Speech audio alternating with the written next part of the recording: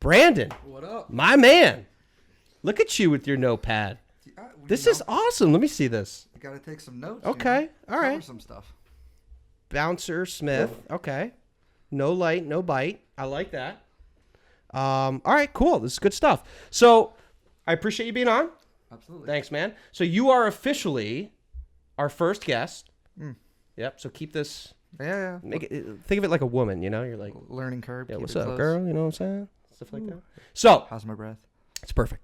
So all right, I want to know everything about what you're doing here because it intrigues me. Number one, and number two, I think this could be something that could be new for like these young kayak anglers that want to go out and fish. It could be so. Oh, yeah, he needs that. It could definitely be something where these people can do this, and maybe you'll see a tournament like that someday. You know what I'm saying?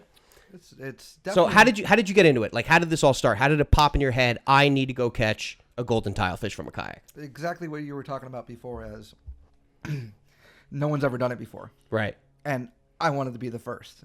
Right. That's really what drove me. I started catching blue line tiles, and that was a bit of a learning curve in itself. Right. Because I was going Now, out there. explain what is a blue line tile. It's it's exactly like a golden tile, except it's smaller and a Okay. little less colorful, and they're shallower. Okay. Like how shallow? Like between 300 and 600 is generally where they range. Okay. In the mud. In the mud. All Yeah, right. They Okay. are a mud fish. Right. That's how you find them. Okay. And then? Okay. When you're deep dropping, there's hard bottom and then there's mud. That's generally what's out there.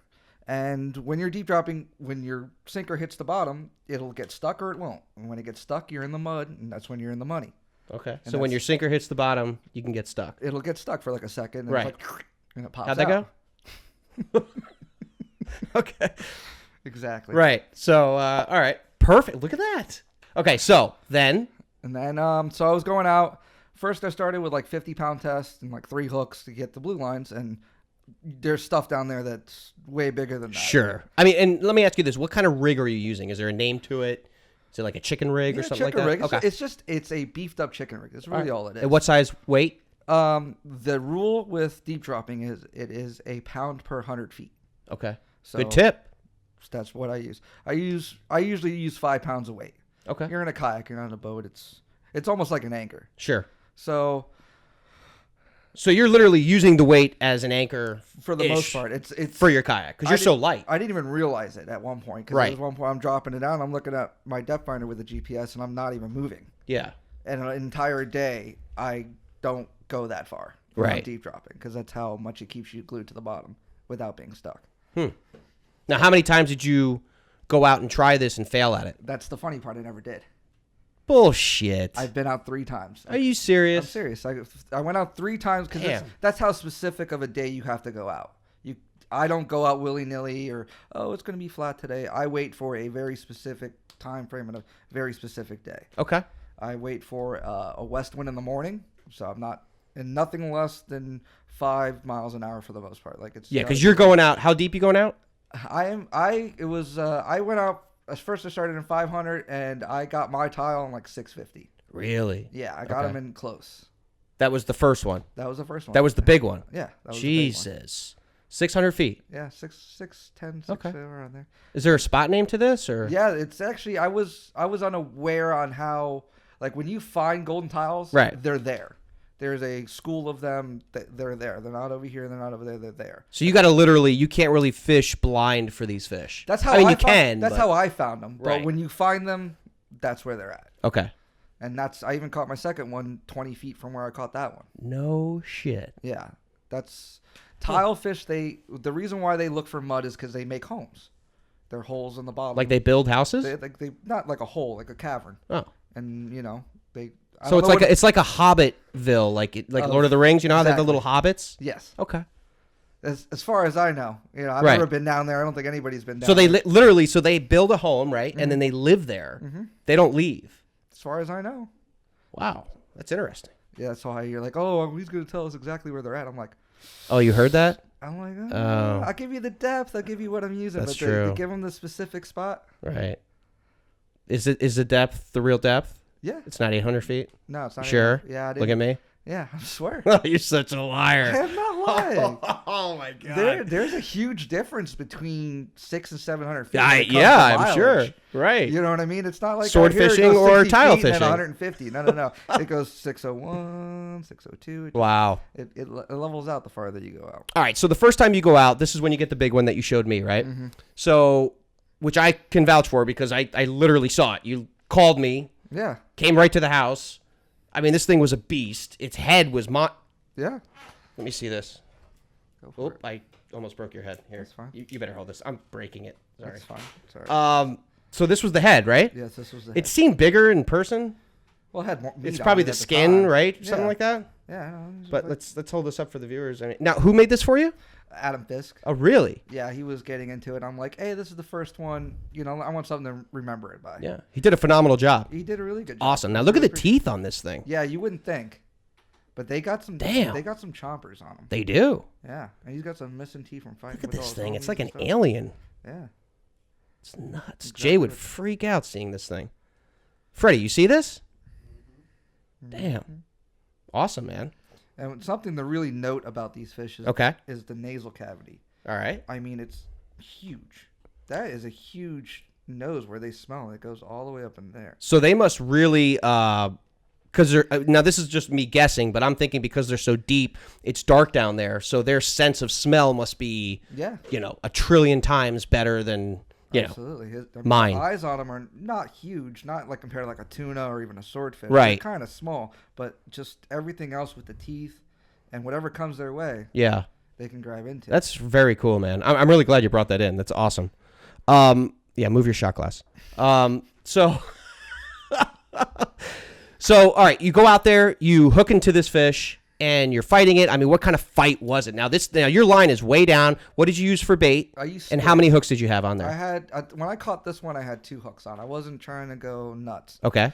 I go out there and I was all day. It's an all day trip. It's not you go out there and you come back and I'm sure, It was yeah. an all day trip. So I was out there and I just kind of worked my way out, seeing where they were at, and I got a little tap on my line. I'm like, all right, whatever. It was something. So I start reeling in. I would have to say probably 100 feet off the bottom, and the best guess. Really, 100 feet. My rod just doubles over and the line just starts taking off, and I'm like, oh, maybe I got like a cool shark, thresher shark or something awesome. I didn't think a golden tile at all. Now, how was it fighting? Was it like just diving? Oh, or? yeah, he was screaming. Okay. Screaming line. What kind of rod and reel did you have? I was using an adrenaline rod. Brandon would have to be more specific on it. Okay. And I was using an Avid 30 wide. Nice. And I was using 80-pound Power Pro. I had a wind-on leader on. I learned my lesson on the second trip that I told you I didn't get one. Right. I was using some Gamakatsu like 9.0s offset, but they were thin. Right. And what did you do? What did I do? Yeah, you lost something big, didn't you? Yeah, I lost Yeah, a huge I could fish. tell by your face. Yeah, You were like, yeah, I cry. Anyways, so he just started peeling the line, and I'm like, all right. So I got him. I'm fighting him, and I get him up. He blows up next to the boat, and I'm like, Jesus, man. it's a golden tile. And you're looking in the water at this thing, and it's gold. I stuck him so quick.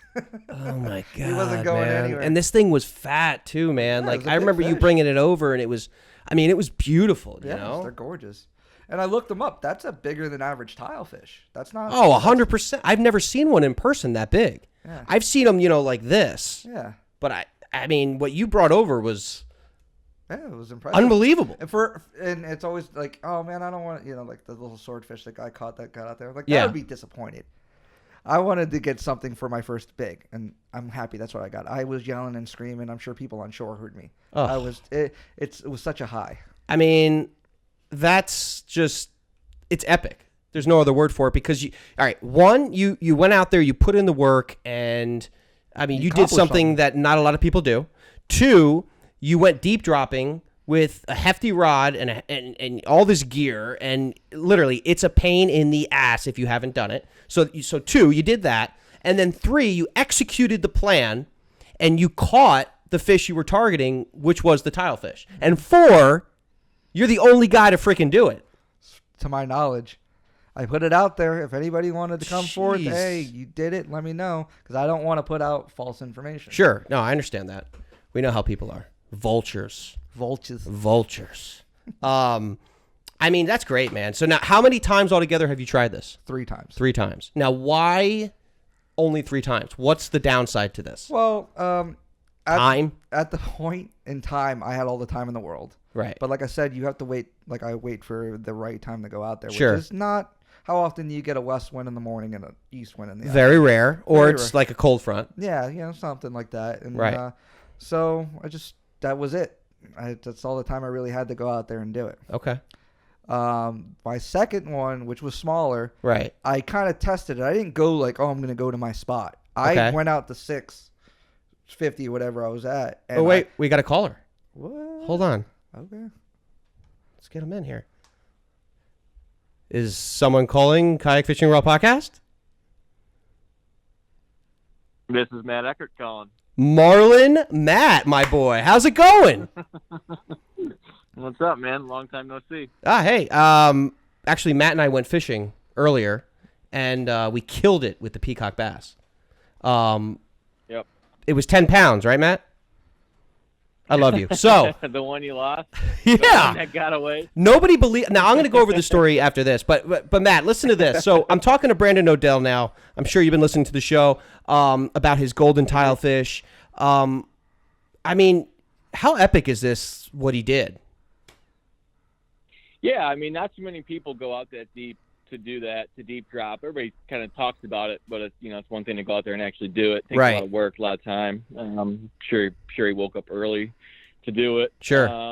Yeah, I mean, it's doable, but I mean, a lot of things have to fall in place too. The winds and everything, and yeah, it's a lot of work to do it, but you can catch fish that no one else have caught if you want to give it a shot. So Yeah. yeah, hats off to him. Yeah, I mean, as a charter guy and doing what you do, I mean, do you see a future in what Brandon's doing? Like a consistent future? Man, I have to charge a heck of a lot more if I'm taking I'm taking people out that far. Hey, this could be a golden idea right now for the Golden Tilefish. There You you like go. that? Oh, I like that. right. There you go. I mean, there's probably some people that want to do it. I mean, but so many people don't really realize how much work, going out kayak fishing is, Right. And now you're taking it to a, next level, going out that deep. And, most people just want to catch fish, Right. So, the odds of going out there and actually catching something good I Yeah. mean, are not in your favor, unless you want to troll out something. But Yeah. that kind of takes away from what you want to do when you go out there and deep drop. I mean, But, Brandon, what do you think? I'm sure there's some people. About doing it consistently. Yeah, as like a a charter? what's the future you think of catching these fish? Man, Do you think there is a future, or do you think this is something that's just kind of a one and done kind of thing, maybe sporadically? What do you think? the charter boats that back in the day, that's their go-to was. Right. If they weren't catching a sailfish or the kingfish weren't biting, they can go out there and catch tiles. Back off of Fort Lauderdale, back in the day, they used to catch world record size blue line tiles, and they cleaned them out. They're kind of not around anymore. At Really? least off there, because these are deep water fish. They don't like that fish. This fish right here, I couldn't even tell you how old he was, but I tell you right now, he's old, way older than me. That tile that you caught. Oh, absolutely. They grow very, very slowly. I wonder why that is. I mean, Cold water. Anything in cold water lives a very long time. that's true. And it is blue line tiles. Absolutely, you could go out there in blue line tiles. I mean, especially where he's fishing, Boynton area. Right. It's kind of closer to deep water. The Gulf Stream's a lot closer. Matter of fact, it's the closest it comes to the continental U.S. Right. The Gulf Stream. So to go out there and go blue line tiles, they could put some meat in the, that's feasible. To go out there and get golden tiles, it's rare. That's a little bit outside the box. And you were talking about the second golden you caught. Yeah. What happened with that? Just try to rinse and repeat. And, Okay. And it worked. Yeah, it worked. I was getting a lot of more bites because I kind of, I was, but I had to put on a little smaller piece of squid because I'm going for him. Sure. I'm putting down like a foot long squid, and it was just getting chomped in half. I had to put a little smaller piece, but I got it done at the end of the day. Damn, man. Well, listen, man. Good job. I mean, what you've done, I think Matt and I can both agree. I mean, listen, I would love to catch golden tilefish. I have never caught a golden tile, and I've caught just about everything here in Pompano Beach. And especially to do it on a kayak. You're more than welcome to come with I me, am but coming with guess you. what you're not having? Oh no, what? GPS. Damn you, son of a. Matt, did you hear that? I didn't. I missed that. What did you say? Nothing, Matt. Yeah. But All right. yeah, no, I just, like I said, I really appreciate you coming on and sharing this information with us. And I think it's really important for these young kayakers that are getting into this. I want to see a future to this. And I definitely think there is one. And I don't know. We'll see what happens, you know? I'll put a little perspective here. Right. I'm in the South Florida Kayak Club, and I'm with them. I talk to them every day. Yeah. There's 3 guys that have motors.